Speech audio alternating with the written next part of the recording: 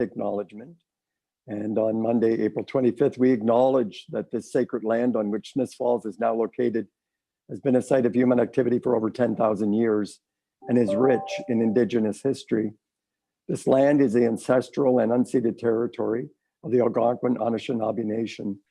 We're grateful to the Algonquin ancestors who cared for the land and the water in order that we might meet here today. We're also grateful to the Algonquin people for their contribution in the making of the Rideau Canal, which, as you know, runs through Smiths Falls. We're mindful of broken covenants and the need to reconcile with all our relations. Together, may we care for this land and each other, drawing on the strength of our mutual history of nation building through peace and friendship, being mindful of generations to come. Thank you. Are there any amendments to the agenda? Seeing none. Any disclosure of monetary interest? And I'm not seeing any. And as we all know, if at any point in the meeting that does occur to you, please let us know. We have no delegations and no adoptions of the minutes. We do have some directors' reports. And CEO Morris, I think we have 3 of them. Which one are we starting with tonight? Yes, that is correct, Mr. Chair. We'll start with Director McMahon from Public Works. Hi, good evening, everybody, and thank you, Mr. Chair. So I'm pleased to announce that prior to my start here in September of 2021, the Community Services Department, in conversation with CEO Morris, made application to the the Investing in Canada Infrastructure Program, and we know it locally as the ICIP.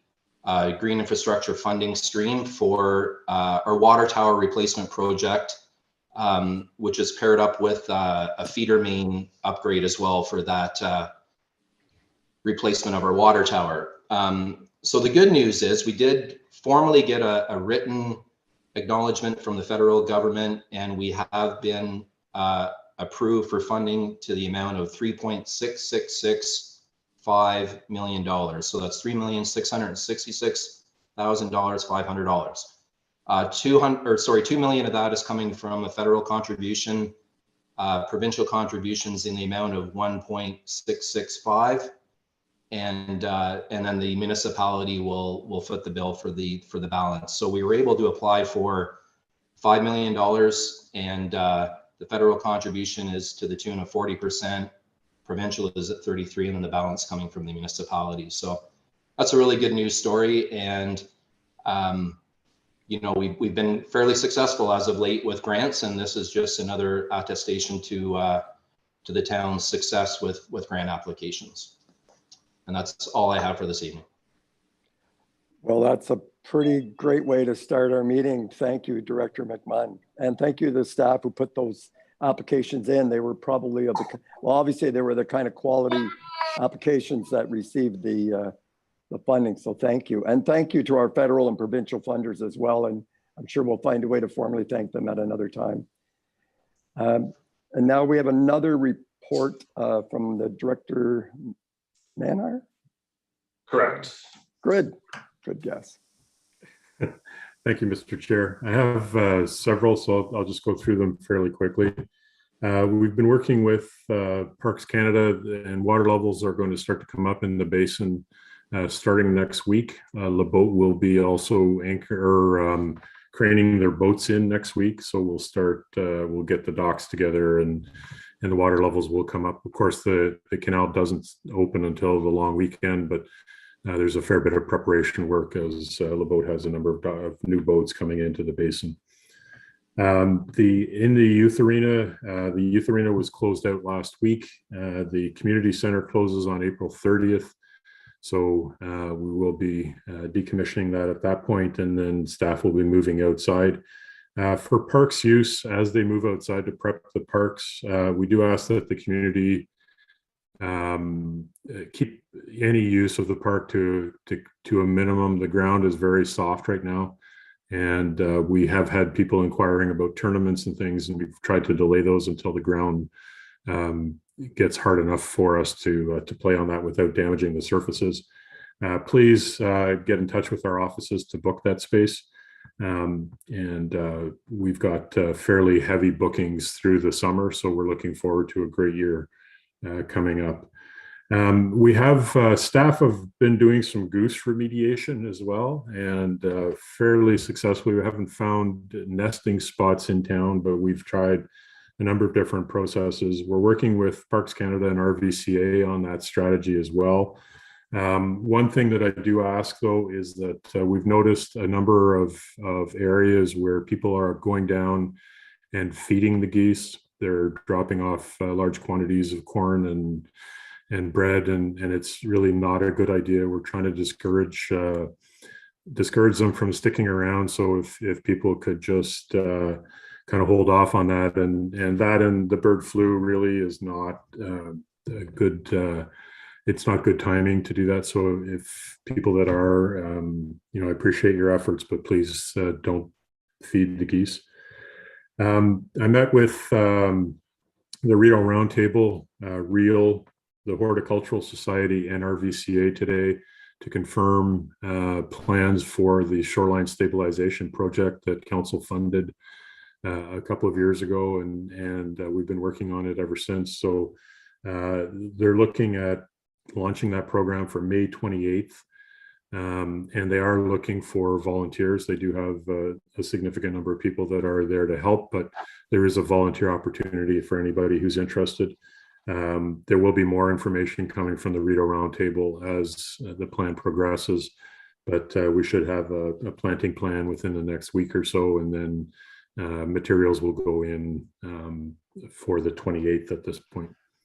Sorry, I see a question, Mr. Chair. Yeah, I'm assuming Councillor McGuire wants to speak to something here rather than wait to the end. I'm fine with that if you are, Director. Absolutely. Yeah, please go ahead. Sorry, I didn't mean to interrupt. I just didn't want to get missed. Where's the shoreline planet going? It's going on Turtle Island. So we worked through a number of different locations with all of the partners, and with the amount of space that's required for the project, as well as the preparation work that has to happen with it. Parks Canada had indicated that there were a number of areas that they didn't feel comfortable putting it in because of archaeological issues. So digging in the ground, they were not terribly fond of us doing that without a prior survey. And to that end, actually, they have archaeologists in town now that are doing a preliminary archaeological survey of the entire basin. So when we have projects like this going forward, they should be able to give us quicker notification of areas of concern. So that should speed up approval on a number of projects going forward. And how thick will it be on Turtle Island? And what was the reason we weren't able to use the site on Queen Street? There's a number of different reasons for it. The one on Queen Street was not suitable just because of the amount of space required. We had looked at a couple of areas in Lower Reach as well, and those were areas that Parks Canada had indicated that they were concerned about us digging. So in going through all of them, Turtle Island, just as a reference, is a town-owned piece. It's not leased by through Parks Canada. So the regulatory authority for Turtle Island is RVCA. So RVCA has been a very committed partner to this project as well, and they're very excited about us being able to go there, and don't see any issues in terms of the stabilization or digging. And there's not a lot of topsoil on Turtle Island. The ground rock, the bedrocks, is fairly close to the surface. So we've identified a number of spots. I will commit to sharing that planting plan with council as soon as RVCA makes it available, so that you have a rough idea of kind of what the end product is going to look like. Because the town is also looking to put in benches along the waterfront there to enhance certain vistas, and we can do that fairly quickly because we, again, don't need approval from Parks Canada before doing it. Does that help, Councillor? Thank you. And Councillor Allen. Yeah, thanks, Director Manhire. I just have a couple of questions. The first one is right now, before the water is put in and it's over the small beach area, I was wondering if we could use some of our park money and put a load of sand in there. That little beach is so well used, and last year I know a lot of children were getting cut because there's so many jagged rocks in that area. This time of year would be great to just put a load of sand over top of that, and at least it would get us through another season of beach success. Yes. So as soon as I know that you could swim now if you're very hardy, but as soon as our community center is closed, the crews will get out and start prepping all of the park areas for use, and that is on the list to do. That's great. One other question about that very thing. In our neighborhood, the children walk down and play hockey all winter long, and they love that they could do that. And they're wanting to play outdoor hockey right now, but I guess because we had so many ice surfaces put on there, it's very thick sand that's very hard to play with your stick. Just wondering if we could use the town sweeper to just sweep that area so the kids could start using it. It's certainly a possibility. So as I said, we'll get out and start prepping those areas. A number of them are still fairly wet, so we're just trying to make sure that we're not damaging things before we're ready for them. Okay, I have just a couple more items, if that's okay. The town hall phase 3 renovations are going along as planned. They're still doing remediation at this point, meaning they're removing hazardous materials. They've done a significant amount of demolition.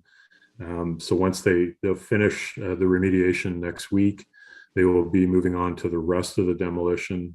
We have worked with the engineers and architects to modify the plans in a number of different ways to maximize time as well as cost savings. So once we have a fulsome plan for that, we'll bring that back to council to just update you on how that process is going. An interesting piece is that they have, in doing some of the demolition, have found a number of different wall finishings and surfaces, and we've been taking pictures all along, so we will start sharing those. But we found some wallpaper that the Heritage House Museum dates into the 1800s, and we're going to be saving that piece so that we can potentially use it as part of the display in our new space to kind of reflect some of where the space came from. So as I said, the remediation should be done by next week, and then the final demolition. The timeline is still on track, and just to remind council that the timeline is to have occupancy by the end of September. We had a RFP out for columbariums. We did receive 3 bids. Staff are reviewing those bids at this point, and once we've reviewed them, we will come back to council for approval or for awarding one of those. We're just pleased to have a number of different options going forward. We also had an RFP out for the playground equipment. We received 2 bids for that. It closed last week. So we've been reviewing, we've got a number of different designs, and our plan at this point is to go to Speak Up Smiths Falls to get some feedback from the public on the designs and the layouts. The 2 bids that we do have are within our budget. Our biggest issue right now is going to be the timeline. There's a significant lead time in the availability of these products. So the sooner we can get a selection that is appropriate for the community, the sooner we can place the order and have it in. At this point, depending on which ones we select, we're looking at between 14 and 20 weeks for delivery. So we will inform as we go along, but the public will be able to view those once we can get them up on Speak Up Smiths Falls to get some feedback on the design and look and feel. So we'll have a site plan as well as the design that was submitted through the RFP process. Thanks, Mr. Manhire. Councillor Brennan had a question. Thanks, Director, and great report. The other question I had on my daily walks, I noticed in the late last week and actually through the weekend, Saturday and Sunday, there was some sort of significant activity going on in along the trail, which is Evergreen Avenue. And it looked like they were putting some sort of servicing in, and just wondering what that was. So that's correct, and thank you for the question. It's a Parks Canada project, and they're putting in conduit for wiring as well as water. So this year, Le Boat has brought in an additional set of boats. They've got 6 new boats. That means they'll have 30 in the basin. We have mooring for not 30 boats, and we will be using the wall towards the decommissioned lock as mooring for Le Boat boats in the interim, but they're extending the service all along that wall so that those boats have power and water. And that project should be done by the end of this week so that we can start with operations next week. Thanks for that. Not to harp on it, but the stones on Evergreen Avenue, there's a certain probably 20 yards or so that get buried with mud, and that was from probably the previous works that were done when they replaced the walls and everything else there. So I hope we can keep that on the radar. Yes, as we get frost out of the ground and the crews out in the parks, they'll clean those off. So thank you, Director Manhire. And last but not least, Julie Crowder, our Manager of Economic Development and Tourism. Thank you, Mr. Chair. Through you to committee, I have a few updates for you. The first one I'll start with is the Heritage House Museum is launching their strategic planning process, and they're looking for public consultation and feedback, which will help identify goals and opportunities and actions for growth and sustainability over the next year to 5 years. There's a survey that's available out to the public, and there's a project page on Speak Up Smith Falls. So we're encouraging council and community to take the survey and provide their feedback. I'm happy to announce that we have a successful candidate for our communications coordinator, Esther Negna. She'll be starting next Monday, May 2nd. So we'd like to welcome her to the town of Smith Falls. She comes with a journalism background and experience in the federal government in Nigeria, and she's going to be a really welcome person for the town of Smith Falls. Getting into visitor season, the visitor center is going to open on May 2nd as well. The visitor guide is now complete and available online. We're still waiting for the hard copies to come in so we can distribute them to locations around town, but it is online. And we're also launching the visitor information collection program on May 2nd as well. And our spring job fair is happening in Murphy Park on May 2nd from 11 to 3. So if council would like to come down, we're also encouraging anyone looking for a position to come down and speak to potential employers. We have currently registered about 17 employers for the job fair. Also on the grants fund, Heritage House again has had a win with the grant, the National Trust grant for the launch pad. They're a successful candidate for that. And basically that's coaching for marketing plans, building and developing marketing plans. So Heritage House staff, as well as the new communications person and economic development staff will be able to participate in 10 to 14 hours of training to help develop marketing plans, not only for Heritage House Museum, which ties into the grant that they just got for a communications person to develop their strategic plan moving forward, but also from the town perspective as well, having our new communications person jump right in to look at strategic planning for communications. And that's all I have. Thank you very much. Short and sweet. Seeing no hands up or questions, we will, and if that's the end of the director's reports, we'll move along. There is no correspondence.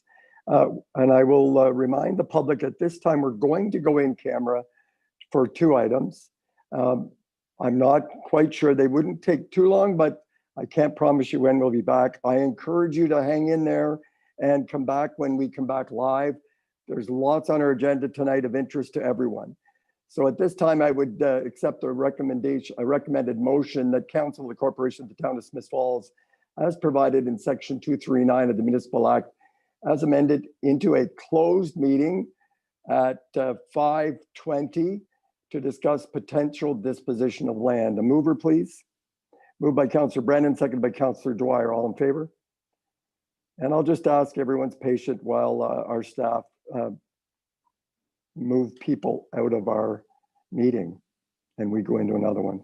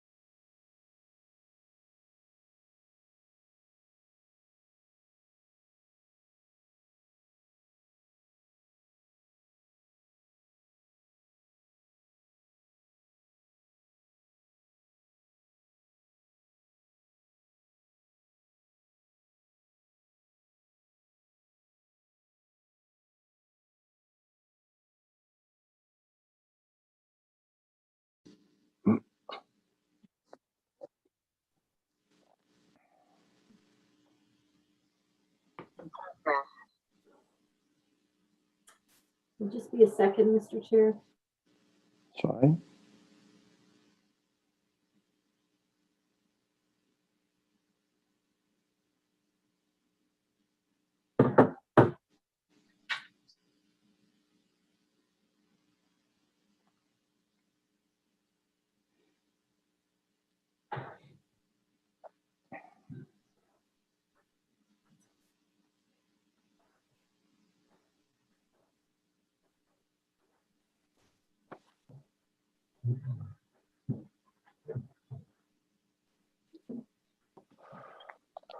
Made it. Okay, remember to mute yourselves, please. Mr. Chair, it appears that we have everyone back, so we may resume the meeting in open session. Welcome back, everyone, and thank you very much for your patience while we discussed 7.1, potential disposition of land, and council provided staff with feedback on that topic. And then in 7.2, we discussed a personal issue about identifiable individual, and again, that feedback was provided by council. So again, thank you for your patience. So we're rolling right along to section 8 on priority issues. And we're going to start off with the 8.1 Confederation Bridge. And I know Director McMunn's going to introduce a couple of guests. And so I'll turn it right over to you, Director McMunn. Thank you, Mr. Chair. Yes, I'm pleased to bring a report in front of council this evening with respect to the works that Macintosh Perry have been working on with the municipal class environmental assessment for the Confederation Bridge.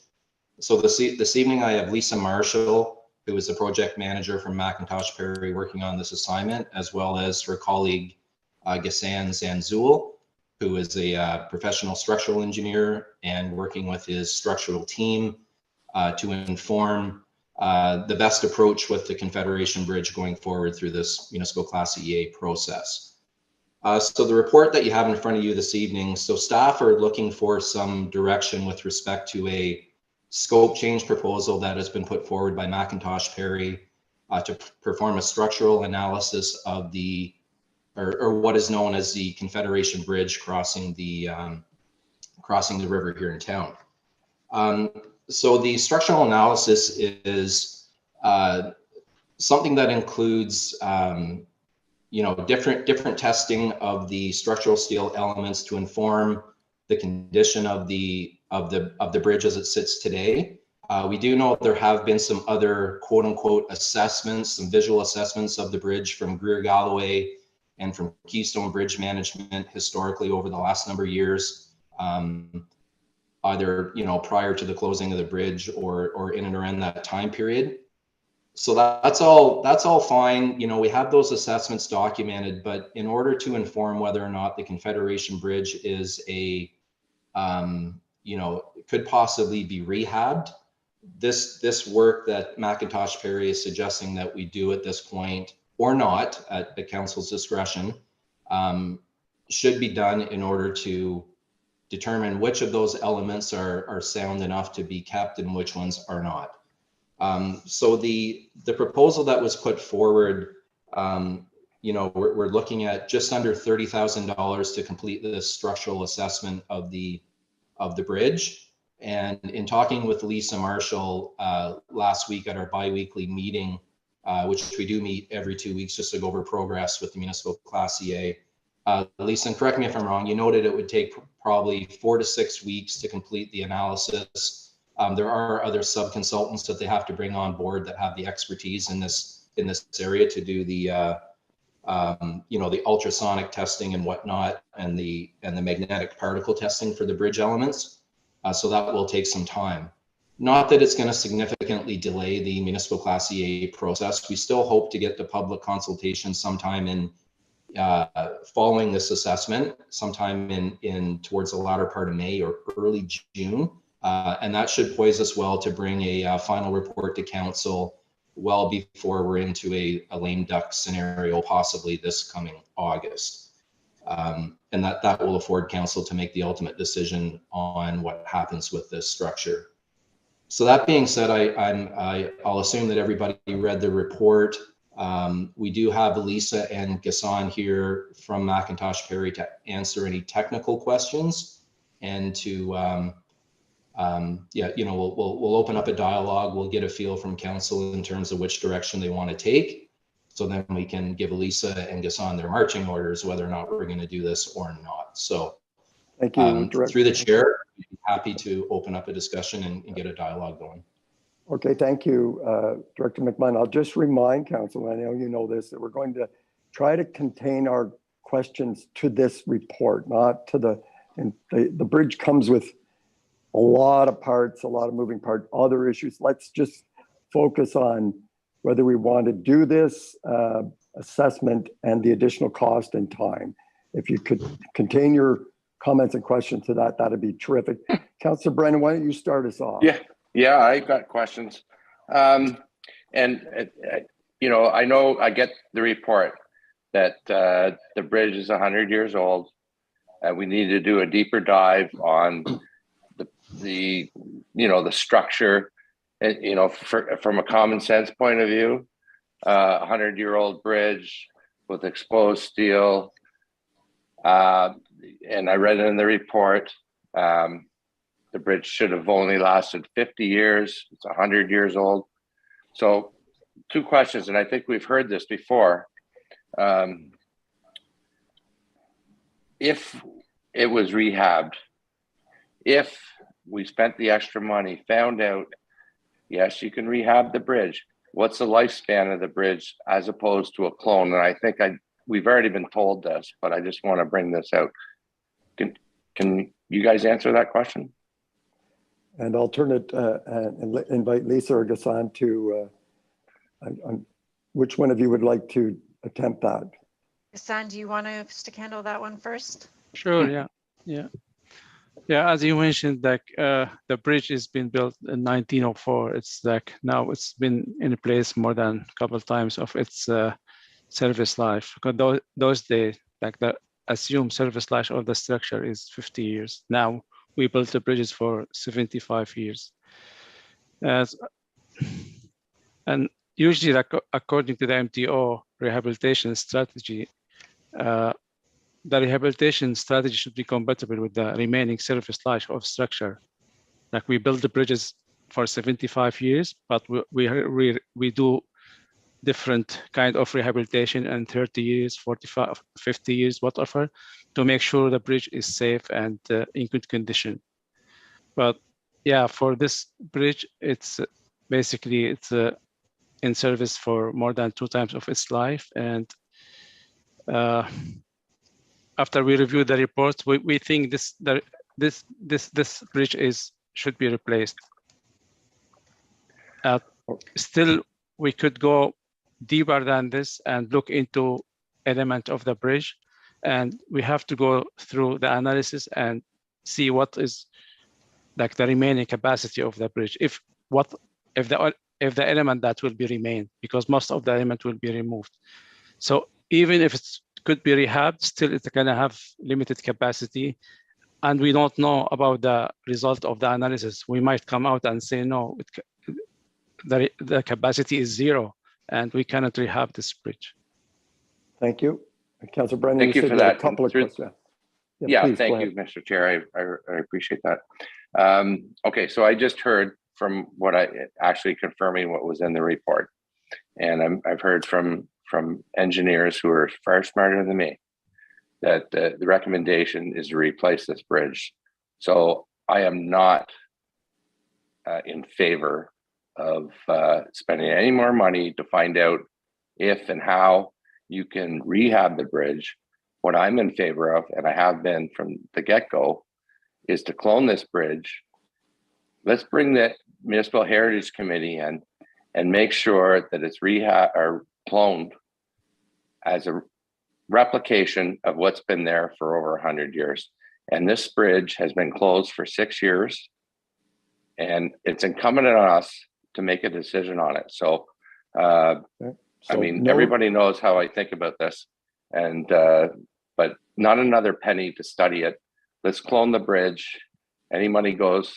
Let's talk to the Municipal Heritage Committee, make sure it's done right, and let's do it. Okay, so it's clear. Councillor Dwyer, then Councillor Alfred. Thank you, Mr. Chair. Yeah, it's an expensive price tag for something that I think we know is going to be inevitable. I think there's important considerations about that bridge that include its heritage and its aesthetic qualities and the impact it has on the local streets. But I don't know that it's necessarily the exact materials that are in state right now. So as Councillor Brennan says, we have debated before whether or not there's opportunity and potential to clone the bridge or design something using new steel in a style that more or less looks exactly like the bridge there today. And so I think there is still opportunity for us to assess that as part of the EA, but to continue to kind of look at this existing bridge to see whether or not there's any way we can salvage it. I think we're just kind of throwing money into a money pit that I think is ultimately going to fall into the river anyways. Okay, that's clear. Thank you, Councillor Alfred, and then Mayor Panko. Thank you, Mr. Chair. No, I don't think we need to contemplate spending any more money to get an answer that we already know is the answer, that this bridge cannot be rehabilitated. We've had 3 engineering firms that have led us to that, and the last 7 years to contemplate it. And the last when I was looking, I think it was 1986 since there was any substantial work done on that bridge. If somebody wanted to save that, they should have done that a few years ago. This council cannot. And so I'm not in favor of spending any more money on it. And I will wait for the conversation about how this should be replaced as per your instructions, Mr. Chair. That's a conversation for another day. That's right. Thank you. I've got Mayor Panko and then Councillor McGuire. Thank you. And I appreciate there's some strong emotional attachment to this bridge, and it is unique and I guess a rare example of a bridge of this style and age, which is still in existence. But as to the comments that have been made, it's just unfortunate. It's not to the point of I don't believe it's worth rehabilitating. I'm looking at the bridge report on this bridge from April 2011. And at that point in time, it recommended that bridge had a limited lifespan of about 2 years. $107,000 investment back then would have got it for 5 years, which would have got us to about 2015 when we had to close it, even without that investment. It's even if we were to find a way to rehabilitate the bridge, it wouldn't be the same bridge. There'd be so many new structural parts within it. It wouldn't be what we have there today. So I think the discussion today is, do we go further in this examination? Do we spend our $30,000 to understand if it is potentially salvageable? And my answer is no. I don't believe. I think that we need to move ahead and determine the future of this crossing, but the current bridge will not be part of it. Thank you, Councillor McGuire. Thanks, Mr. Chair, and thanks, Paul, for bringing this to us tonight. I've got a question for Ghassan and then for Lisa. The first question's on the memorandum, section 2.0. You get into the 1986 rehabilitation, talking about what was replaced, and it sounds quite extensive.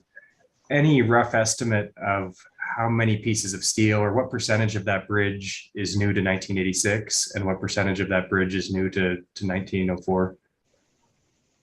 And understood, not everything was replaced at that time in that rehabilitation. So I am sure the deck has been replaced from looking into the reports and the drawings. The deck, it's been like the wood deck, it's been replaced from basically the longitudinal stringer deck to transverse pre-stressed timber deck.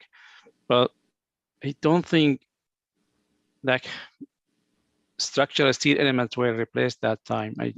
From looking into the drawings and the report. So still, I think the main structural steel elements still there, like what they have from 1906, from the original bridge. Okay, so the bottom chords and the truss verticals, is that how much of that is what you see when you look at the bridge? Sorry, it again, sorry. So in the list of things that were replaced, we've got bottom chord structural steel, particularly on the south truss, and reconstruction of truss verticals on the upstream side.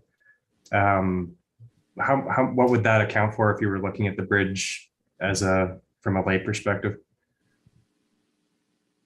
20 to 30% maybe.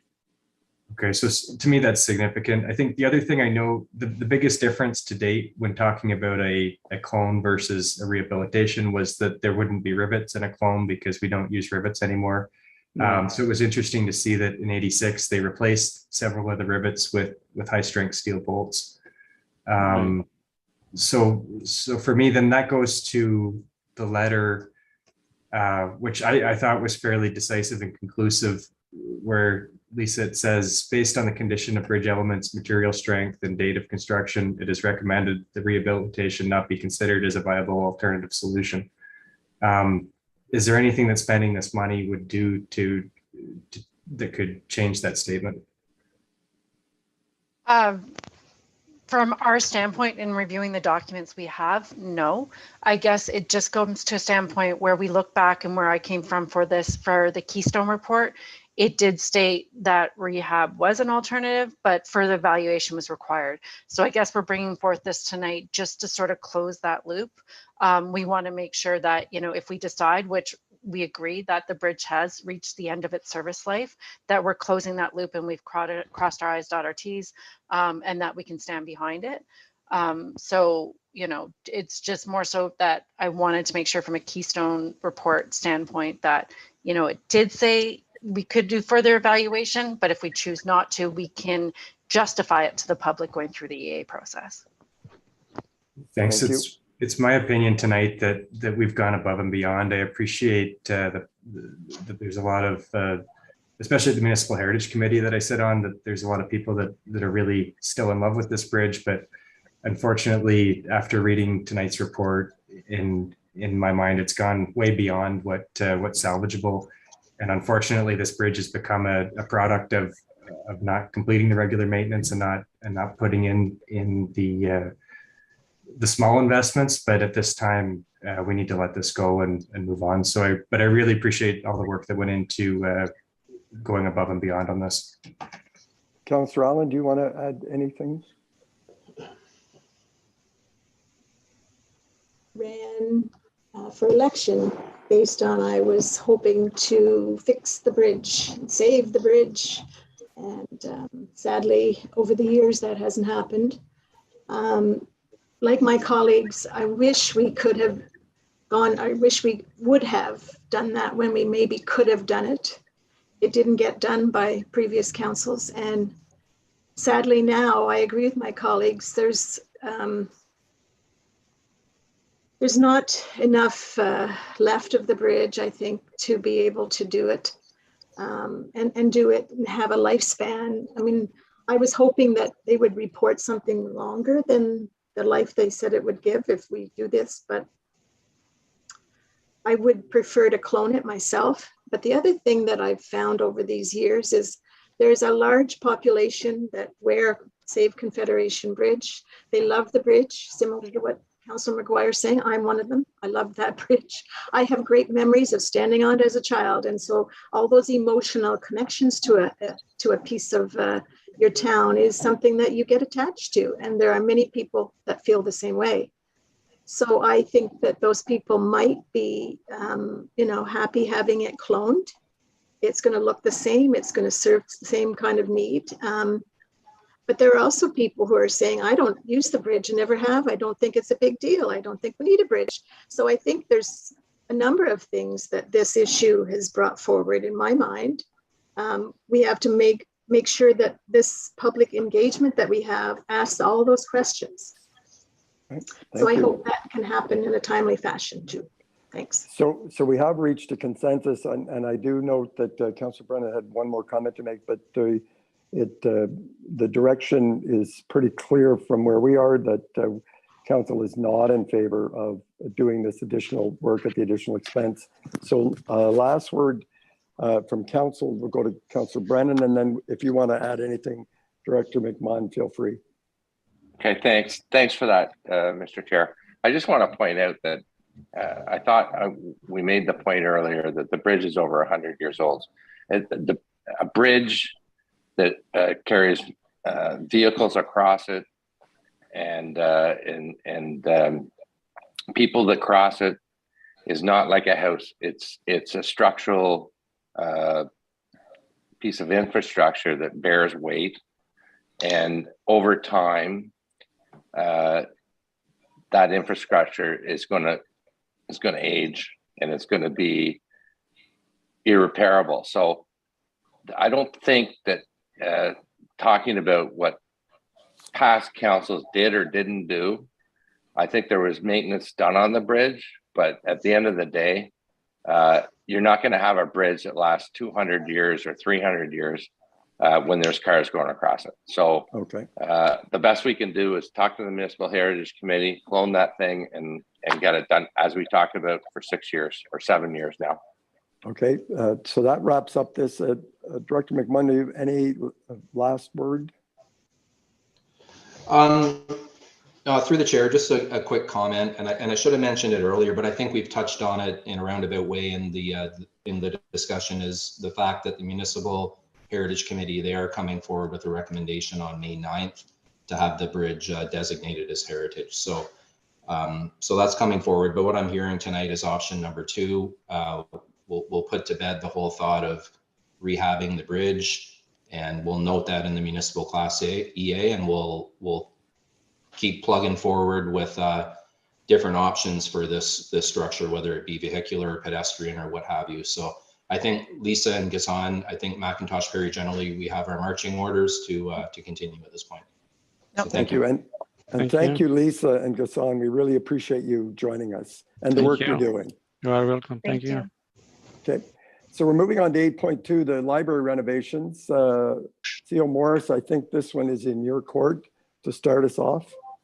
Yes, thank you, Mr. Chair. So back on March 7th, the library CAO came forward and talked about the plans to renovate the library, our historic Carnegie Library, in particular the 3rd floor children's area, by making better use of existing space, installing a washroom, insulating the ceiling, which is not insulated at this point, shoring up the building envelope, and so on. So it's all in the report. I won't rehash all of that, but the direction we had at that time was to bring it back for discussion on the financial strategy to pay for the proposed renovations.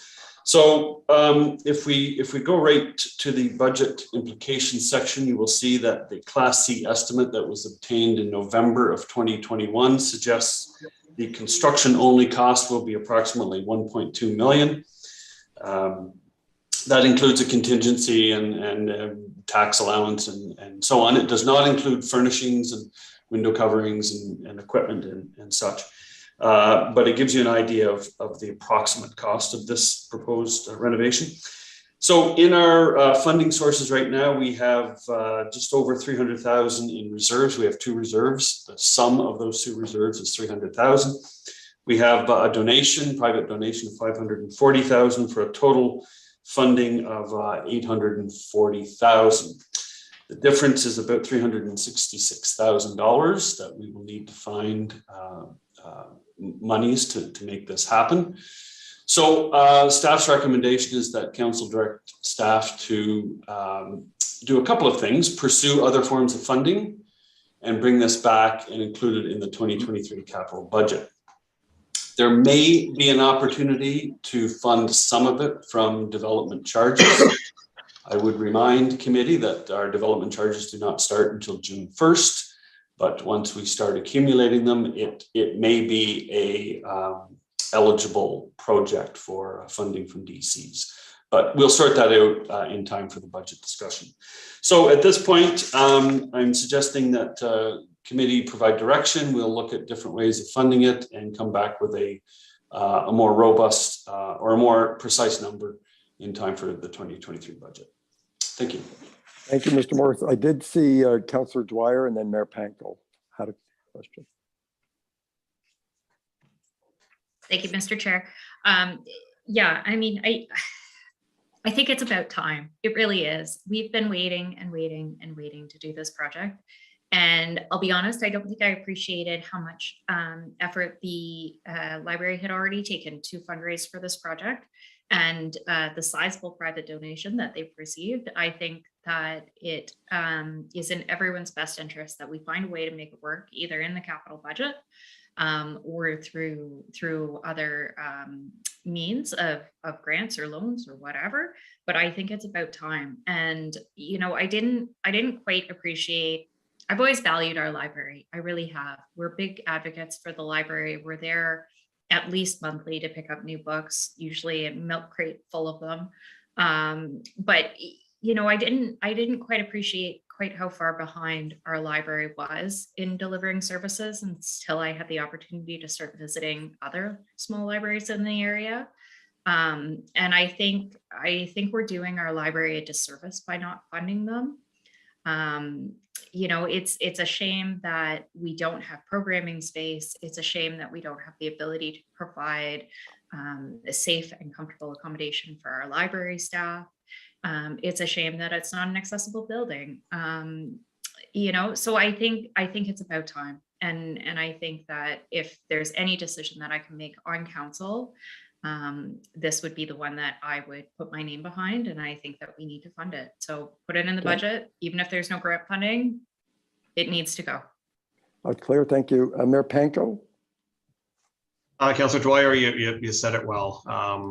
It is long overdue, and I have to imagine if we brought this to our Accessibility Advisory Committee, what they would have to say about the lack of access for anybody living with physical disabilities trying to get to the third floor. Energy improvements, again, I think I don't know what we're paying to heat the place, but obviously we can make a big reduction, big savings there. But really, it's simply the right thing to do, and it's long overdue. It's not as functional as it should be, and I look forward to this moving ahead. Hopefully, with advance notice now, staff will have an opportunity to seek out potential grants and make them up within the next year or so. But regardless, we need to find a way to get it done. Does anyone not want to put this in the 2023 budget? Because we could shorten this discussion. I had Councillor McGuire next, and then Councillor Brennan. Thanks, Mr. Chair. Yeah, no, I fully agree with the comments from my colleagues. I just wanted to note or ask, when will the plan be presented to council? I'd love to get the what's being proposed out there in the public view, and I think this is a great forum to do that. Mr. Morris? Mr. Chair, I would point out that Mr. Cummings is here, our newest member of the library board, and he's been central in moving this project forward. So with your permission, I would refer the question to Mr. Cummings. Yeah, welcome, Chris Cummings. Do you want to say anything from your church? Well, thank you very much. I'm actually coming to you from the Trinity Library in Dublin. Great. Or my house, like everybody else's. So thank you very much, Mr. Chair, and thank you all members of council for taking the time to once again support the library, and all the comments in here are all very positive. I will tell you, just to expand on a little bit, I don't want to take too much time of your time, but this is really a third phase of a project we started in the year 2000. And we did the major renovation to the basement area and the ground floor. We did a quick fix in the children's department. I'm ashamed to say we didn't finish that and just didn't have the money. And then we did the outside of the building, about a decade later, and we did the new pillars and replaced a number of the heritage elements that had been lost over the years. So this really is the final piece, and that's not to suggest at any point at all that this library is not going to need money going forward, because it's always going to need money. It's a heritage building, as we all know. It's going to decay over time, and based on your last discussion, which I just managed to sit through, we need to make sure that we are protecting this important building and service, right? Because we always have to remember the library is two things in Smiths Falls.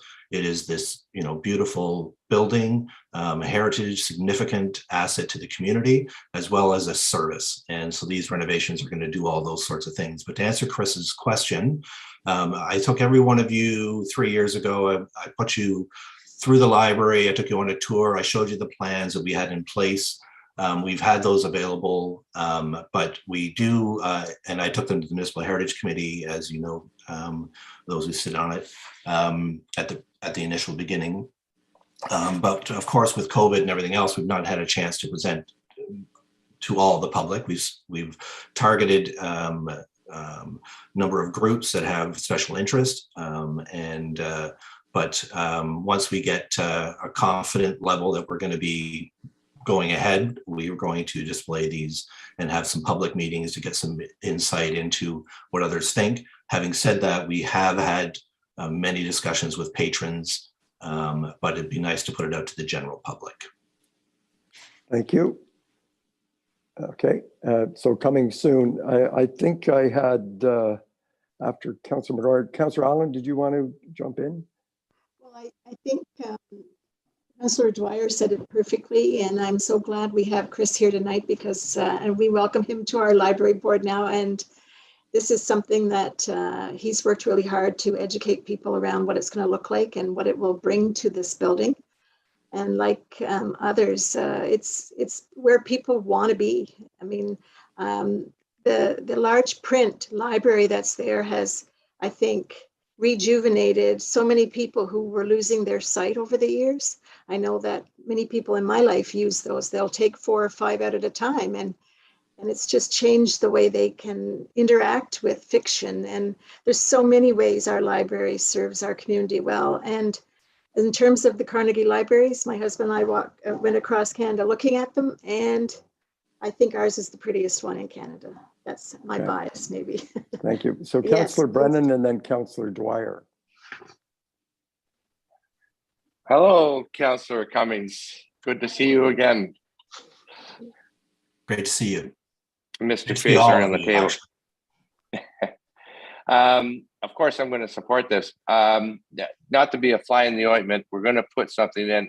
We're just putting it in as a line item for the 2023 budget. Of course, God willing, the creek don't rise, we'll all be back. But not the hamstring, and CO Morris will tell me that, of course, we're not going to hamstring the next council.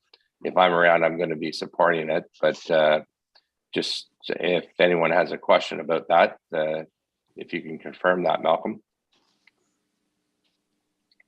Please, Mr. Morris.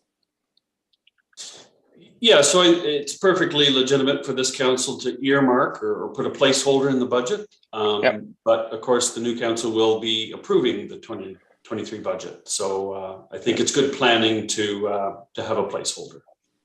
So everybody's on board. So Councillor I'm Dwyer. fine with that. I just wanted to add, Mr. Chair, that I grew up about a block away from the library. So starting in kindergarten, I visited that children's library, and the little cubby holes on the landing were my favorite place to read my Dr. Seuss books. So it's got a big place in my heart.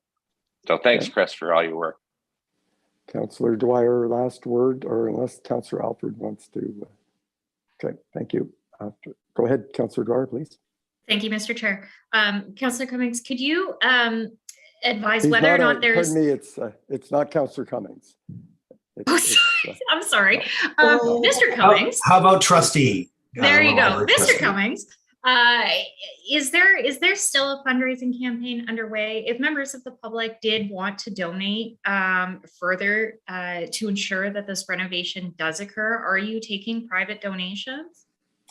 Yes, I mean, the library always takes donations. We're a charitable organization. You can get a tax receipt for that. We don't actively have a campaign on, although I am meeting some donors next week. I'm doing it as a targeted thing like we did in 2002. Although it was a general call for renovation, a lot of the money that we did when we were very successful 20 years ago, which just blows my mind when I think about it. It was that long ago. We did it as a targeted thing. So we are doing that. And as I said, I'm meeting some other donors. and I should just mention that, you know, the library board, as well as town staff and library staff, have actually applied for grants over the last 3 years. So there has been opportunities for us to do that. So we're leaving no stone unturned. But when you think about the very notion that when I first talked to all of you guys, the budget was about, we thought it was gonna be about 1.5, and it's actually gone down to 1.2 because we've refined the plans and just made sure we perfected them. We've done very well to manage this project, and the library board is taking a very sober look at, you know, what we need to do and going with the basics, not the fluff. Thanks, Chris. Council, sorry, I'm going to sorry, Councillor Mr. Alford Chair. now. Just a point of clarity, checks are payable to the Smiths Falls Public Library? That's correct. Thank you. Thank you. Councillor Alford. Yeah, I agree and definitely support putting it into the budget as a placeholder. But I do want to commend both you and Amanda Guerin, Chris, for keeping council really tuned in to this project. I was in the library, in fact, in the children's section with my grandson on Saturday, and it is such a beautiful building. But if words mean anything to you, and they do certainly to me, that place is just a gem. It's just a gem. And I too grew up not too far away from it. So yes, I'm very supportive, but I also wanted to extend my appreciation to you and Amanda Guerin and your board. You've done a magnificent job at keeping this in the forefront of people's minds. And now that we've got some of the other heritage things looked after in Smiths Falls, we can now best turn our attention to our very dear library. Thanks, Wendy. So it's a unanimous CO Morse that we would like to earmark this money towards our library. So thank you all very much. And thanks, Chris, for joining us. And we look forward to seeing you soon.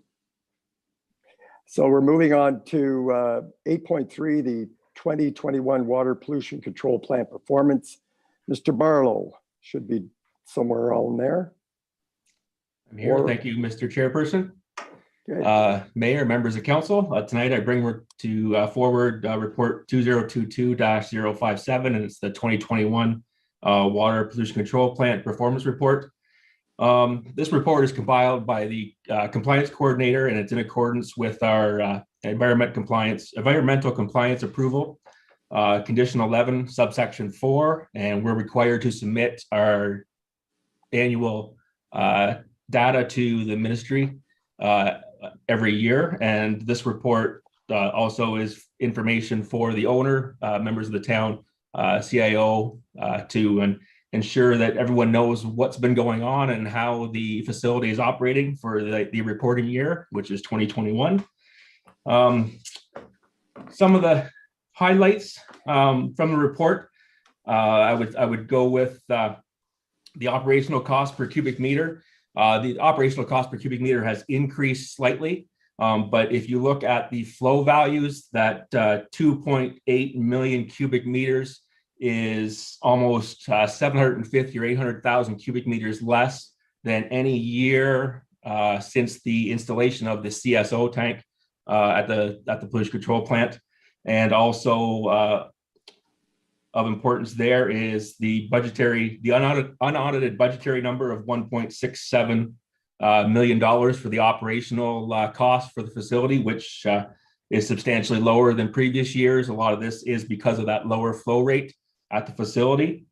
Bypasses, the town, from my records that I've gone over, has never had a year where there was 0 bypass events, secondary bypass events for the town. So that is a marked improvement in operations based on non-revenue water. There was a little bit less rainfall in 2021 compared to the previous years, but still it's something that has not happened in the history of the reporting numbers that I have in front of me. There's some information on the sludge. We're still processing just as much sludge. So the amount of water that's coming into the facility, the sludge we're processing is of a greater quantity. Some of this could be because people haven't been traveling as much, they're staying at home more, so there is more use locally, and that's why those numbers are increasing over the last couple of years. But with our pellets, we are actually, because of the chemical that we switched to in 2019, 2020, we're actually not using as much chemical, so reducing the amount of aluminum and solids that we're entering into the stream as well. So I think that has a great impact on the reduction in the total number of pellets that we're producing at the facility, which also, does end up lowering costs. So this report was put together and asked that Council Corporation receive the 2021 Smith Falls Water Pollution Control Plant Performance Report 2022-057 for information, and that's all I have. Thank you, Mr. Barlow. So we have 3 hands so far, Councillor Alford, Councillor McGuire, and Mayor Panko. Thanks, Jason. One of my favorite reports every year to go through this. I did have a couple. Well, first of all, congratulations on 0 secondary treatment bypasses. It's obviously a red letter day. There's a couple of questions I had. One question, one comment. I was surprised there was no septage received from outside Smith Falls, none. Because I had understood in past years that septage was something we would probably see more of, not less of. Yeah, as after, I believe it's like 2017, 2018, the town stopped receiving septage. We did receive from Westport when they were having issues before they upgraded their facilities. But because of our flow values and numbers in 2017, which if you look at the trends, were extremely high. We were at like 80% of our plant capacity for that year. So we stopped receiving septage from outside the municipality at that time. Okay, that makes sense. And one other thing that I didn't see covered off in the report, I may have missed it, but just to highlight for, I'm sure my colleagues are aware, but for the public, that during the pandemic, our staff at the water treatment plant were also monitoring for COVID-19 and sharing those things with public health as another contribution that town staff have made in the surrounding the pandemic. So thank you for that, Jason, and that's it for me. Thank you. So Councillor McGuire, you wanted to hand up? Thanks, Mr. Chair. Thanks a lot, Jason. Great report. I've got a question on the pellets. With the price of fertilizer going through the roof, are we seeing any more cost recovery with those, or greater demand, or what's that looking like? We have not increased our cost with pellets. We've been provided, I guess it's GFI now or GFL. It was TerraPure Environmental. So we had an agreement with TerraPure to receive all of our pellets that we create. And then anyone locally who wished to have pellets could contact the contractor that TerraPure Environmental had picking up our pellets to make arrangements for local fields and local areas. This was all done because farming is a seasonal event. So we, under our federal regulations, we can only have so many bags of pellets on site. So we needed to come up with a solution to get rid of these bags. So we were using that one company to take all the bags. We have not increased the cost and have kind of just stayed as a standard for now. Is that it, Councillor McGuire? Good, thank you. Mayor Panko. Yeah, thanks, Jason. Very encouraging report. And nice to see, I guess, I assume it's the reduced flows, which are leading to reduced chemical use, as well as I think changes in policy you mentioned, as well as reduced hydro costs. And it's safe to assume the natural gas is just the inflation on the cost of natural gas, because that's the last part of the process where the solids are being heated up to, I guess, treat, I guess. But I guess the question really is, how much of this can be attributed to the sewer separation and directing a lot of stormwater away from the treatment plant? I'd say a fair portion. I don't want to assume how much we did. I haven't done a calculation or been able to get a calculation based on some of the sewer separation. But if you take these numbers and compare them to the flows at the water plant, That 400,000 cubic meters plus per year that we didn't pump into the system that year did not go into the sewer system. So there is some issue, like some items of savings from having both facilities performing better. But based on the sewer separation, like right now, it's just the phase one of Beckwith Street is the major item over the last couple of years. So it would have a slight impact, but I wouldn't have an exact number on that. Thanks, but great to see what a 20-25% reduction overall. So that's great work. Thank you. So I'm seeing all of council wants to receive your report as you recommended. One of the things, just picking up on Councillor Alford's comment about the COVID wastewater analysis, we had a public health meeting last week where we talked about the other epidemic, and that's the methadone, or not methadone, but opioid crisis in our country. And there is talk about, now that we've got how we can monitor wastewater to pick up and detect COVID, there is talk now of looking at the levels of opioids as also as a part of the monitoring system. So that may be on your plate in the coming months. I'm not sure, but I think it's an important. It's nice to see the versatility of you and your team in contributing to public health and then the good management of our water and wastewater. So thank you, and we have received it with delight. Thank you. And now we're moving on to the 8.4, the 2022 financial report. Treasurer Kozil is with us. Thank you, Mr. Chair. So I'm here this evening to present a report on reconciling our 2022 cash basis budget to the required Psap compliant format. So in 2009, the Public Sector Accounting Board, Psap, introduced revisions to the accounting standards where municipalities were required to full accrual basis for financial statement reporting only. Those standards do not apply when we prepare our annual budget. They don't have to be prepared on the same basis. However, the regulation does stipulate that the municipality has to prepare a report about the excluded expenses such as amortization, and that council must adopt that report by resolution in conjunction with the 2022 cash basis budget to meet the requirements of the regulation. Thank you. Thank you. And I do recall this from previous years. We do this every year. Are there any comments or any reason why we wouldn't want to bring this forward at a council meeting? Councillor Brennan. Oh, no, we have to.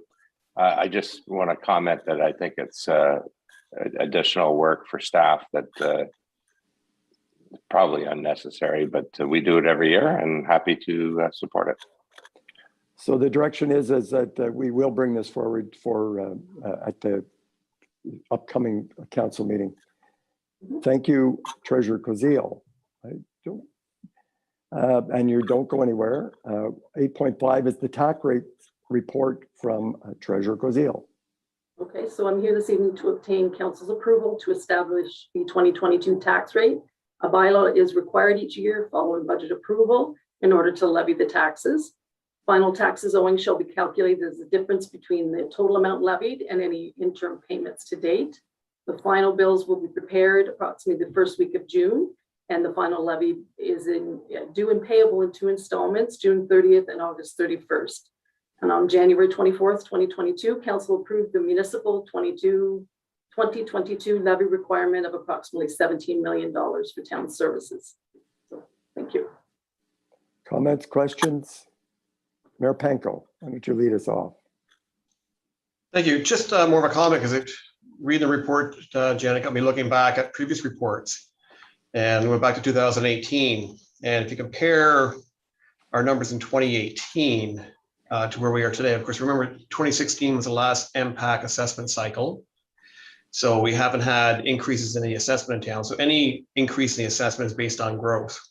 And overall, our assessment, the value of properties in town, the new development, is over $150 million. That works out to 17% growth in the value of our overall assessment over the last 4 years.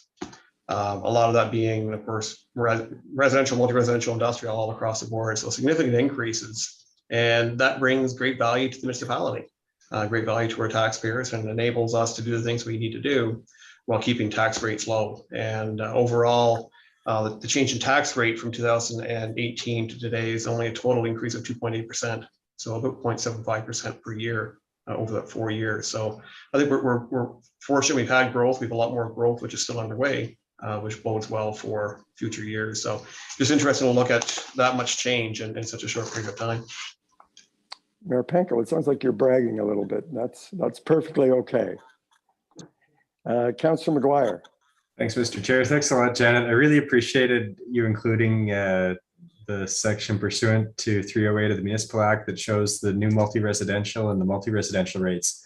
I just want to highlight that for council or committee and people watching that. So if you had two buildings right beside each other, and one was built way back and one went up last year, the one that was built way back is going to be paying twice as much taxes as the one that was built this year. That, in addition to the huge discrepancy we see in our residential assessments, I think really contributes to the unfairness behind our tax roll that comes from the province, and it's not something that comes from the town. So hopefully we can start working with MPAC and try to lobby something to change there. So that wasn't a question, just a comment. Thank you. You would note, though, that there has been a lot of property turnover. So anytime the new property is sold, it is being taxed at that higher rate. So it's not just new builds, it's newly sold, if I understand that correctly. Maybe I've got it wrong. I do, I guess. Treasurer Kazil, you want to put me in my the place? assessments are still on the last 4-year cycles. So the sales will come into play, I would assume, to some degree when we do the next 4-year cycle. And at this point, we don't know that date. Okay. Any other questions or comments? We are, District 2 would come forward at the next or future council meeting to be resolved. It's a bylaw, I think you mentioned. Yes. That's right.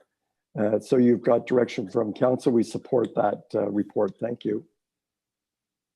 And thank you for all your work. It's nice to see you again. It's been a while.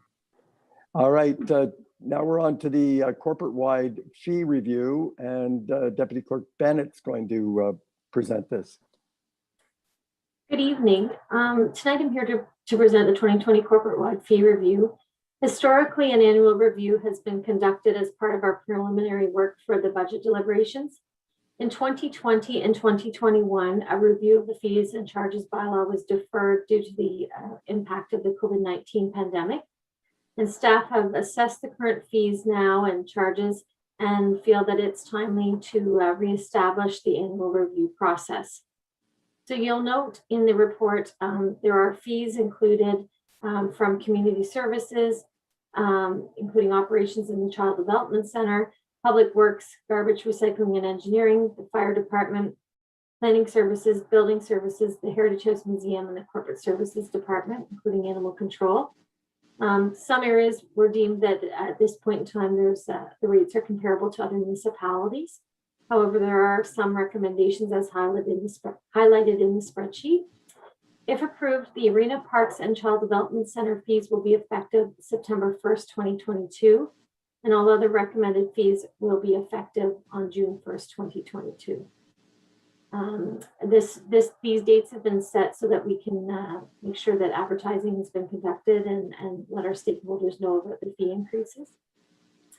The fee changes are based on research that has been conducted by staff, and the recommended increased fees will capitalize on use and better align with our fee structure with surrounding municipalities and facilities. So tonight, if council has any questions with respect to specific departments, we do have directors and manager present to answer any questions related to their department. Thank you, Deputy Clerk Bennett. Comments, questions? Councillor McGuire. Thanks, Mr. Chair. Thanks, Deputy Clerk Bennett. It's great to see some fees being removed from community services, service rentals to make it easier for groups to have things happen in our parks outside. I'm wondering, for our garbage tags, they've been $3 since 2014. Are we still getting cost recovery on that? Mr. Chair, I defer that question to Director McMahon, if that's okay. Sure, absolutely. Mr. McMahon? Yeah, I'll take a stab at it to see whether or not I got it right or not, and I may lean on Janet if she's still online here. But yeah, you're right. The fee structure has not been changed for a number of years, and it is expected that it would be full cost recovery. So, not to put Janet on the spot, but if you're online, Janet, are you able to speak to that if it is a wash at the end of the year or not?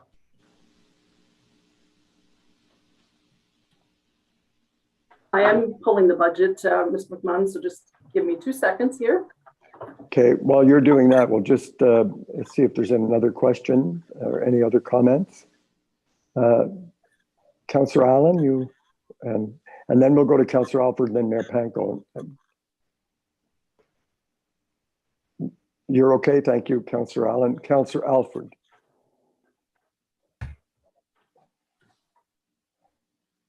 I think I know the answer to this, but I just want to confirm, Nadine. So tables and chairs from the community center or from the town's community services department cannot be rented out to other groups outside. It looks to me like they can only be rented for use inside the community center and the youth center. They're not available for other community groups to rent.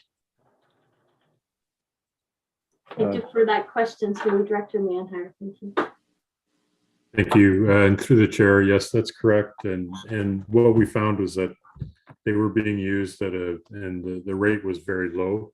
So we do have a rental service in town that can provide that service for groups using or needing that service outside of municipal facilities, but within municipal facilities, we have them available for people booking. Okay, I asked Director Meinhardt because there's a couple of them coming up and there's no tables available through the local rental place. So, okay. Okay, so Treasurer Kozil, are you prepared to take a stab at Councillor McGuire's question?